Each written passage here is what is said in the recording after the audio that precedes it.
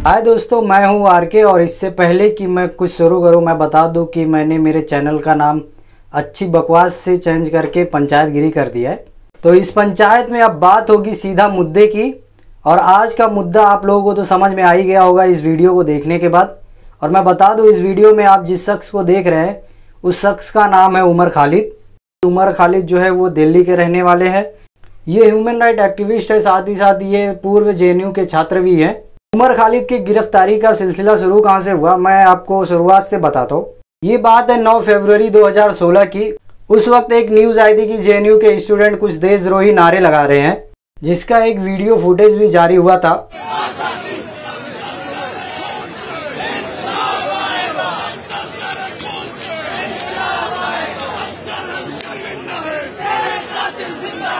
JNU में देशद्रोह का सबसे नया सबूत गौर से देख लीजिए। इस वीडियो के आधार पे 10 लोगों को आरोपी पाया गया, जिसमें 2 लोग मेन थे। पहला कन्हैया कुमार और दूसरा उमर खालिद। इन सब घटनाओं के बाद दिल्ली पुलिस ने कन्हैया कुमार को अरेस्ट किया और उसके 10 दिन बाद उमर खालिद को भी गिरफ्तार कर लिया। लेकिन कन्हैया कुमार और उमर खालिद का क्या कहना है कि इन लोगों ने ऐसे कोई नारे लगाए ही नहीं, और दूसरी बात ये एक कल्चरल इवेंट था।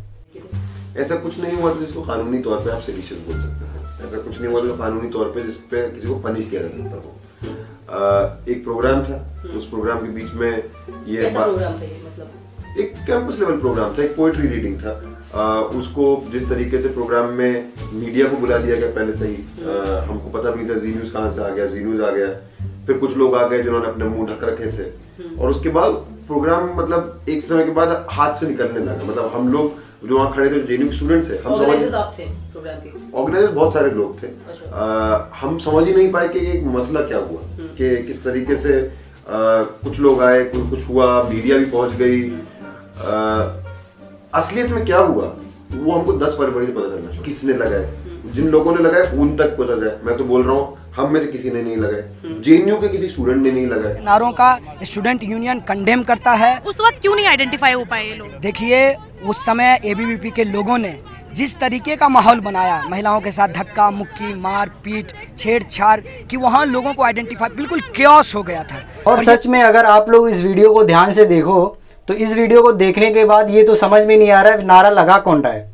कन्हैया कुमार लगा रहा है या उमर खालिद लगा रहा है या उसके बाकी दोस्त लगा रहे हैं।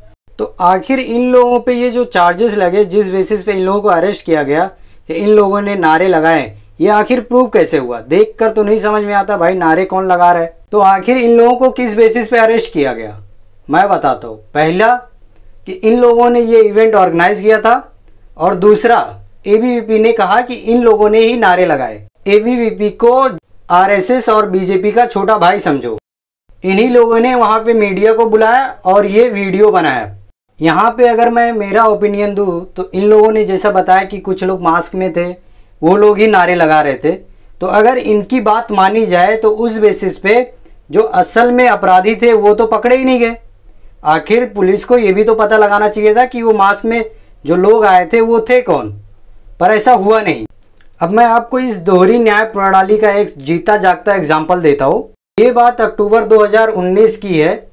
उस वक्त हमारे देश के प्रधानमंत्री नरेंद्र मोदी की भतीजी का बैग चोरी हो जाता है। 2 बाइकर्स आते हैं और उनका बैग छीनकर लेकर भाग जाते हैं। अब उनके पर्स को वापस लाने के लिए दिल्ली की 700 पुलिस और 200 कैमरों को काम पर लगा दिया जाता है, और 24 घंटे के अंदर दिल्ली पुलिस उस चोर और बैग दोनों को ढूंढ निकालती है। दूसरी तरफ 5 जनवरी 2020 को जेएनयू पर अटैक होता है। इस अटैक में 50 लोग होते हैं जो मास्क पहने हुए होते हैं और हाथ में डंडा, सरिया, मतलब नॉर्मल झगड़ा करने वाला हर एक हथियार होता है जिससे हाथ पैर सर तोड़ा फोड़ा जा सके। ये अटैक जब हुआ तो वहां पर पुलिस भी मौजूद थी, लेकिन पुलिस ने कुछ नहीं किया। इस अटैक में 39 लोग टोटल इंजर्ड हुए, जिसमें स्टूडेंट और टीचर भी थे। उसमें से कुछ लोग सीरियस इंजर्ड भी थे। स्टूडेंट्स के रूम्स में घुसते हैं, उनको मारते हैं, पीटते हैं। वहां पर पुलिस गेट पर खड़ी रहती है, और इस इंसिडेंट के 1 हफ्ते बाद तक भी पुलिस ने आज तक किसी को अरेस्ट नहीं किया। यह है दोस्तों हमारे देश का जस्टिस सिस्टम आम आदमी के लिए। फर्क देख रहे हो ना, कहां पे एक वीआईपी की क्या ट्रीटमेंट की जाती है पुलिस के द्वारा और आम आदमी की यहां पर क्या ट्रीटमेंट की जाती है पुलिस के द्वारा। दिल्ली पुलिस है जो 24 घंटे के अंदर एक पर्स को ढूंढ निकालती है। और एक बात मैं और बता दूं कि ये जिन लोगों पर अटैक हुआ लोग उसी पार्टी के जिस पार्टी के कन्हैया और उमर खालिद है। इसके अलावा ये लोग एंटी सीए भी हैं। सीए यानी सिटीजनशिप अमेंडमेंट एक्ट जो पास हुआ पार्लियामेंट में 11 दिसंबर 2019 को। इस एक्ट के मुताबिक दिसंबर 2014 के पहले जितने भी हिंदू, सिख, बुद्धिस्ट, जैन, पारसी और क्रिश्चियन इस रिलीजन के लोग पाकिस्तान, अफगानिस्तान और बांग्लादेश से आए हुए हैं, बिना पासपोर्ट के अवैध तरीके से इंडिया में आ गए हैं, उन्हें इंडिया का सिटीजनशिप दे दिया जाएगा। इस कानून का विरोध कई लोगों ने किया जिसमें हमारे देश के नेता, अभिनेता हर कोई शामिल था। इस कानून को लेके देश के कई कोनों में धरना प्रदर्शन भी हुए और इन प्रदर्शनों में सबसे ज्यादा मशहूर रहा दिल्ली के शाहीन बाग का प्रदर्शन। शाहीन बाग के इस प्रदर्शन में उमर खालिद को स्पीच देने के लिए भी बुलाया गया था। और मैं बता दूं उमर खालिद और कन्हैया कुमार भी सीए के खिलाफ ही थे। उसी बीच फरवरी में एक न्यूज आती है कि हमारे देश में अमेरिका के राष्ट्रपति डोनाल्ड ट्रंप आ रहे हैं, तो देश में शुरू हो गया नमस्ते ट्रंप का एक स्लोगन। इसी बीच 23 फरवरी को दंगा शुरू होता है दिल्ली में जो चलता है टोटल 6 दिन यानी 29 फरवरी तक। और मैं बता दूं स्टार्टिंग के 3 दिनों में इस दंगे पर दिल्ली पुलिस का कोई कंट्रोल नहीं था। और वहीं मैं अगर दूसरी तरफ बात करूं तो कश्मीर में 4 अगस्त को पूरा का पूरा कम्युनिकेशन बंद कर दिए और 5 तारीख को पूरा का पूरा कश्मीर बंद हो गया और सड़कों पर कोई दिखाई नहीं दे रहा था। अगर कोई दिखाई दे रहा था तो वो थे हमारे देश के जवान। अब हम अगर वापस बात करें दिल्ली की तो कश्मीर जैसे इतने बड़े शहर को, इतने सेंसिटिव एरिया को जब 2 दिन में कंट्रोल किया जा सकता है तो दिल्ली जैसे शहर को 1 दिन में कंट्रोल नहीं किया जा सकता। इतना ही नहीं, इस दंगे में कुल 53 लोगों की मौत हुई जिसमें 35 मुस्लिम और 16 हिंदू थे। 2 लोग कौन थे उनका आइडेंटिफिकेशन नहीं हुआ। इसके अलावा तकरीबन 500 लोग उसमें इंजर्ड भी हुए। इतना सब कुछ हुआ लेकिन ये दंगा 3 दिनों तक अपने उसी रफ्तार में चलता रहा और दिल्ली पुलिस कुछ न कर सकी। इसके अलावा मैं बता दूं दिल्ली पुलिस पर कंट्रोल होता है मिनिस्ट्री ऑफ होम अफेयर्स का, यानी हमारे देश के गृह मंत्री का। और इस वक्त हमारे देश के गृह मंत्री अमित शाह हैं। जब दिल्ली के इस शर्मनाक घटना का जांच पड़ताल हुआ तो उसमें कई लोगों को गिरफ्तार किया गया। और मैं बता दूं जितने भी लोगों को गिरफ्तार किया गया है हर कोई सीए के खिलाफ वाला ही है। क्या दिल्ली पुलिस उत्तर पूर्वी दिल्ली दंगों में उन लोगों को फंसा रही है या डरा रही है जिन्होंने नागरिकता संशोधन कानून के विरोध में हुए प्रदर्शनों में बढ़ चढ़कर हिस्सा लिया था? 12 सितंबर को खबर आती है कि पूछताछ के दौरान सीपीएम नेता सीताराम येचुरी, जेएनयू की प्रोफेसर जयति घोष, दिल्ली विश्वविद्यालय के प्रोफेसर अपूर्वानंद और योगेंद्र यादव के भी नाम आए हैं। इन सभी को पूरक चार्जशीट में आरोपी नहीं बनाया गया है मगर नाम है। इन मामलों में सफूरा जरगर, देवांगना कालिता, नताशा नरवाल और गुलफिशा फातिमा जैसे कई आरोपियों ने महीनों जेल की सजा काटी है या काट रही हैं। गुलफिशा, देवांगना और नताशा अभी भी जेल में हैं।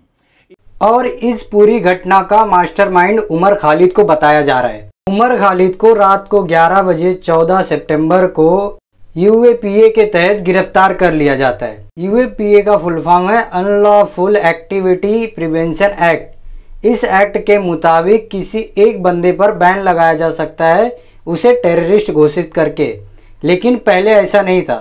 2019 के पहले पूरा एक ऑर्गेनाइजेशन पे बैन लगाया जाता था as a terrorist organisation.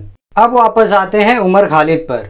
Umar Khalid पर यह आरोप लगाया गया है कि जब डोनाल्ड ट्रंप इंडिया में आए थे उस वक्त इन्होंने भड़काऊ भाषण देकर लोगों को भड़काया और दंगे के लिए उन्हें उकसाया।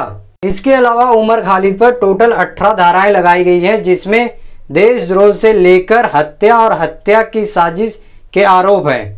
अब उमर खालिद की हम वो स्पीच सुनते हैं जिस बेसिस पे उमर खालिद को गिरफ्तार किया गया है। हम वादा करते हैं 24 तारीख को जब डोनाल्ड ट्रंप हिंदुस्तान आएंगे तो हम ये बताएंगे कि हिंदुस्तान के प्रधानमंत्री और हिंदुस्तान की सरकार हिंदुस्तान को बांटने का काम कर रही है, महात्मा गांधी के उसूलों की धज्जियां उड़ा रही है और ये बताएंगे कि हिंदुस्तान की आवाम हिंदुस्तान के हुक्मरानों के खिलाफ लड़ रही है। अगर हिंदुस्तान के देश को बांटना चाहते हैं, तो हिंदुस्तान की आवाम देश को जोड़ने के लिए तैयार है। हम तमाम लोग सड़कों पर निकल कर आएंगे। आप लोग निकल कर आएंगे। बहुत बहुत शुक्रिया। जाते जाते बस एक बात बोलूंगा, ये लड़ाई लंबी है, 50 दिन से हम लड़े हैं, कभी मायूस मत होइएगा। अगर उमर खालिद के इस भाषण को हम भड़काऊ भाषण कहते हैं तो इन 3 भाषणों को हम किस रूप में देखेंगे? दिल्ली में आग लगी रहे, ये यही चाहते हैं, इसीलिए इन्होंने रास्ते बंद किए, इसीलिए दंगे जैसा माहौल बना रहे हैं। हमारी तरफ से एक भी पत्थर नहीं चलाए।